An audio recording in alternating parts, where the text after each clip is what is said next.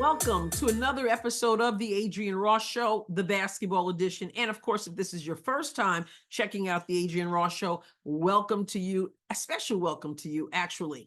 Make sure you hit the subscribe button if you have not done so. Share with your friends, like, help with the algorithm, and besides, it's great commentary. Okay, I'm going to talk some more about Unrivaled. If you did not catch my video I put out earlier today, make sure you go see that. It was about the idea that Caitlin Clark could not say no to the Unrivaled League. I want to address some concerns that I've heard over time.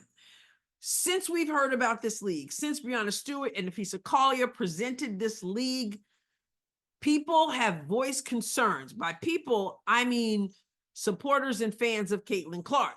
Many of them say, absolutely, Caitlin, stay away.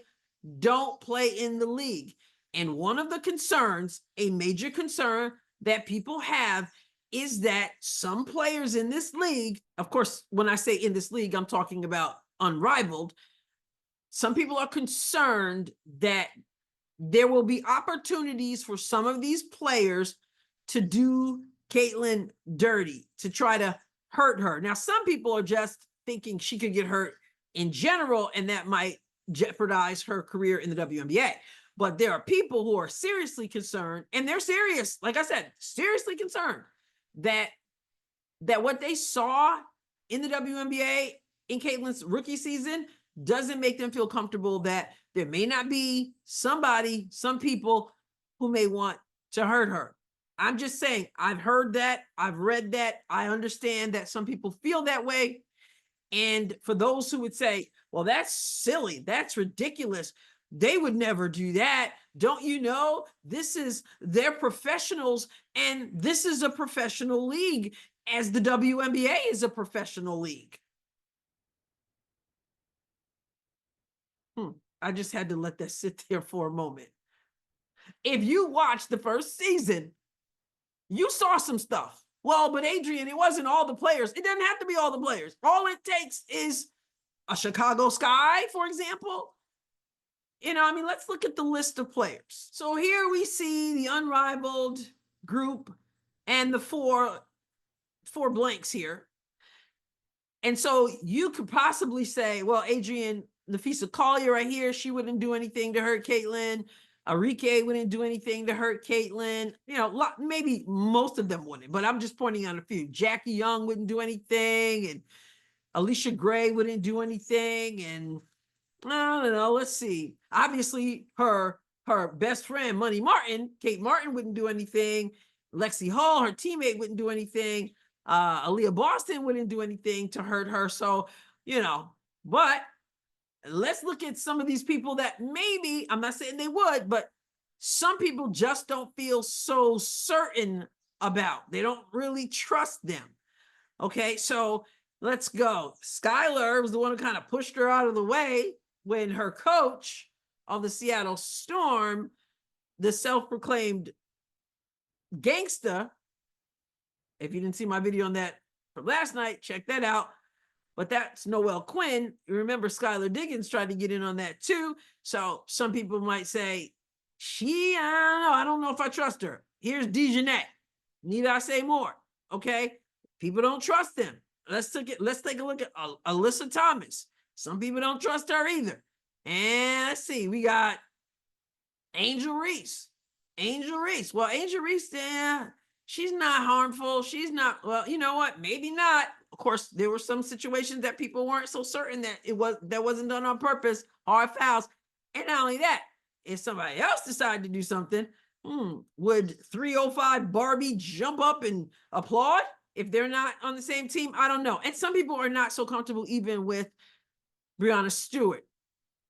Again, I'm not saying that these people would target her. I'm saying I understand that there are people who are concerned and they feel like that's just a pressure that Caitlin Clark doesn't need to be in on. I get that. What I want to focus on right now, though, is something else. The situation that this league has put Caitlin in. They have made it very known. They want Caitlin in the league. The investors in the league. They want her in the league. They've made it known. See the video I put out earlier. They are willing to pay top dollar. They've made it known that having her on the team in the league is going to make things more profitable. It's going to make it likely to be a success, that she is incredibly important.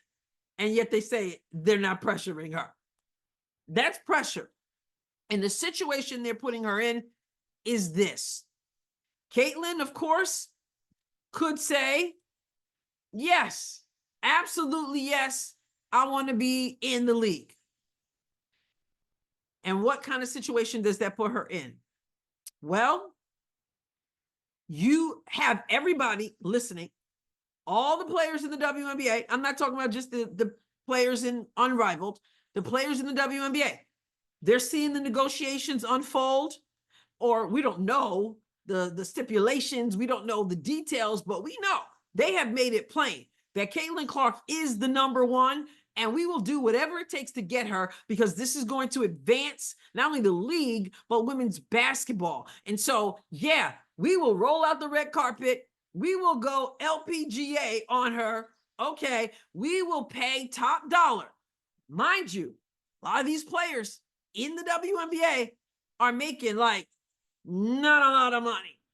Okay, and here you go, Caitlin Clark, the person many of them already have an issue with, and she basically gets to write her own ticket. That puts her in a tough spot with the league. She's going to go back and play in, meaning the WNBA. We've already seen what jealousy and pettiness, we already saw that in her first season. We've already heard the white privilege. We've already heard the fan base is racist. We already heard all of it. We've heard it, and we've had enough of it. But that's something they wanted to put on her shoulder. And we've seen how people have targeted her physically. Okay? So if she says yes, they know she didn't come cheap. The jealousy, the pettiness that even the men have called out, like Charles Barkley, for example, what is she going to have to face? But what if she says no? If she says no, knowing that they are seriously courting her, excuse the pun, knowing that they're willing to pay who knows how much for her, as I shared from David Sampson earlier, he's going to make it so that she can't say no, meaning the offer is going to be too good to say no. And if she does say no, or if she has said no, and then the league begins and she's not on it, these same players, those and obviously in Unrivaled, also the others who were not in Unrivaled, well, now it's, oh, so you think you're too good. Now you got yours. Now they're telling you that by doing this, it helps everyone. It helps the sport. And you gonna say no? So you got yours, and you're not worried about the rest of us, huh? Oh, that white privilege. Oh, that, and even if they're not going that route with the white privilege, still, who does this girl think she is? Who does this woman think she is? However you want to say it. Who does she think she is? And why is she concerned about the rest of us? Mind you, we do remember how Caitlin went behind the scenes, not telling anybody, trying to make sure they made more money. You remember all that?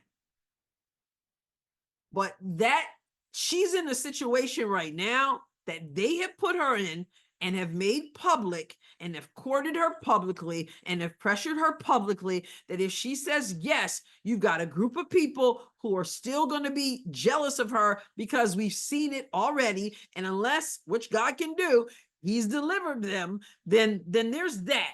Because you know what? Her stock has only gotten higher. The LPGA stuff, she ain't slowing down. Her fan base isn't diminishing. We're still talking about her. And of course, I'm talking about her because you want to hear about her, and that just makes sense. And I am a fan of hers as well. Now there's that. So if she says yes, she's got paid. They know it. They're not getting those kinds of offers. But if she says no, well, who do you think you are? And this is supposed to lift up everyone. And you're so worried about, you're just concerned about yourself and you don't care. So it's a tough. Now I'm not saying Caitlyn is a baby. She'll be able to handle herself. And I've already said I believe she'll come back in this second season with a certain swagger that she didn't have in the first season. So I don't see people just getting away with trying to use her for a punching bag or whatever. But nobody want to be dealing with that. No one wants to deal with what we saw from Kennedy Carter, but when she's not looking and she gets knocked out. No one wants to see her going to the basket because she's working on that game and she's been working on the mid-range. She's been doing all. Nobody wants to see her driving to the basket hard and then boom, that's for saying yes. Boom, that's for saying no. She's in a tough spot. I don't know if she said yes and they're just stringing us along. I don't know if she said no and they're really stringing us along because they don't want to lose the interest, the money, the whatever. I don't know, but I know she's in a tough situation and they put her in this situation. And I guess in about a week or less, we'll know what's up. But it's quite the situation, I think, for Caitlyn. What do you think? You can leave a comment respectfully. And also you can subscribe if you haven't done so, like, share, all the good stuff. Unrivaled. I've heard some people call it unraveled. I don't know. We'll see what happens. I'll catch you next time, God willing. God bless you abundantly.